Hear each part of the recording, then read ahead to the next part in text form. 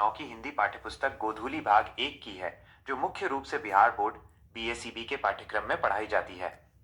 ये केवल एक कहानी की किताब नहीं है, बल्कि इसमें हिंदी साहित्य की विभिन्न विधाओं, गद्य और पद्य का संग्रह है। यहाँ इस पुस्तक का संक्षिप्त सारांश और संरचना दी गई है। गोधूली भाग 1 एक संक्षिप्त परिचय। इस पुस्तक को 2 मुख्य खंडों में विभाजित किया गया है, गद्य खंड प्रोज और काव्य खंड पोएट्री। 1. गद्य खंड गहन विचार और कहानियां। इस भाग में कहानियां, निबंध, रेखाचित्र और संस्मरण शामिल हैं।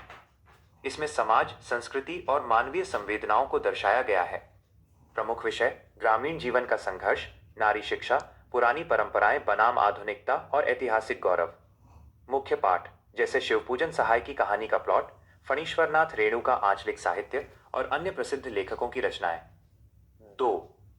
काव्य खंड कविताएं। इस भाग में भक्ति काल से लेकर आधुनिक काल तक की कविताएं शामिल हैं।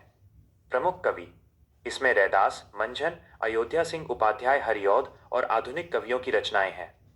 संदेश इन कविताओं के माध्यम से प्रेम, भक्ति, प्रकृति चित्रण और देशभक्ति का संदेश दिया गया है।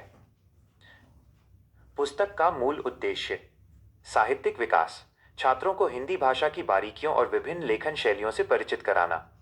नैतिक मूल्य कहानियों के माध्यम से ईमानदारी, सहानुभूति और सामाजिक जिम्मेदारी जैसे गुणों को विकसित करना। सांस्कृतिक जुड़ाव भारत की सांस्कृतिक जड़ों और लोक जीवन के प्रति गौरव की भावना जगाना।